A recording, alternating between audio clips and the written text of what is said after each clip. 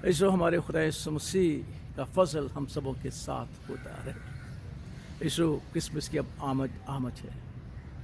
Christmas के हवाले से एक रूसी कहानी है कि मजूसी सितारे को देखकर अपना सफ़र जारी रख रहे हैं कि एक जगह सितारा ठहर गया और वो एक सराय के पास था।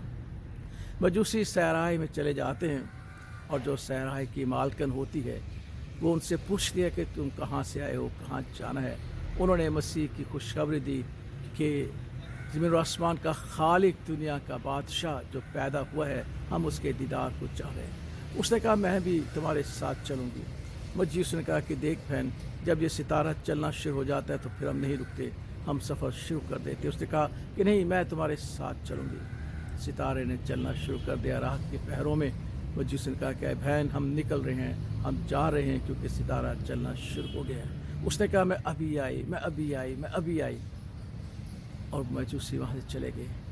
जब उसके कामों से उसने फरागत पाई, उसने तैयारी की तो देखा कि मजूसी वहाँ पर नहीं है, वो चले गए हैं। और कहानी हमें बताती है कि वो फिर सहराओं में ढूंढती रही, पता पूछती रही कि दुनिया का बादशाह जो पैदा होने वाला है वो कहाँ है।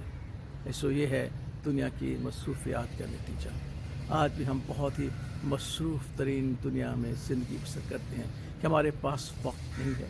हमें एहसास भी नहीं होता कि हमारा खुदावंद, हमारा मसीह हमारे साथ है, हमारे साथ रिफ़ाक़त रख रहा है। उसका कलाम हमारी मौजूदगी में हम में अंदर बसना चाहता है, लेकिन दुनिया की मसरूफियात हमें उससे दूर रखती हैं। इंजील मुक़द्दसा में एक कहानी है कि खुदा यीशु मसीह अपने दोस्त लाज़र के घर गए जिसकी 2 बहनें थीं। मार्था फ़िक्र व तरद्दुद में पड़ गई। मरियम यीशु मसीह के पास बैठ गई और जब मार्था थक गई तो उसने यीशु से गिला किया कि देख, मरियम तेरे पास बैठी हुई है, ये मेरी मदद नहीं करती। तब खुदा यीशु ने कहा कि मार्था, तू फ़िक्र व तरद्दुद में है, तू दुनिया के कामों में मसरूफ़ है, लेकिन मरियम ने एक अच्छा हिस्सा चुन लिया है, खुदा का इकलौते बेटे के कदमों की मौजूदगी और उसके कलाम और उसकी ज़िंदगी भर बातों को सुनना और उस पर अमल करने की चाहत से वो मेरे पास बैठी। इसो एक और कहानी भी है जो फ़िक्र व तरद्दुद के वसीला से उस रूहानी माहौल में भी अपने असली नजात को खो बैठी। हनन्याह और सफ़ीरा जब उन्होंने अपने खेत को बेचा तो दुनिया की फ़िक्रें, दुनिया की सोचें उन्होंने आग घेरा और उन्होंने मुक़द्दस पत्र रसूल और रसूलों से झूठ बोला।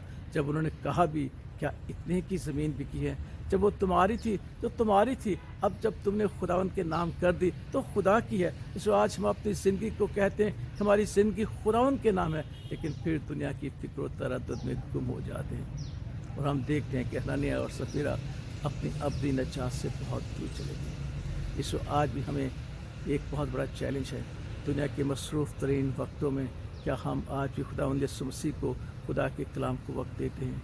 कहीं ऐसा तो नहीं कि फिर हम सारी उम्र यीशु को ढूंढते रहें, इस दुनिया के रास्तों में वो हमें ना मिले।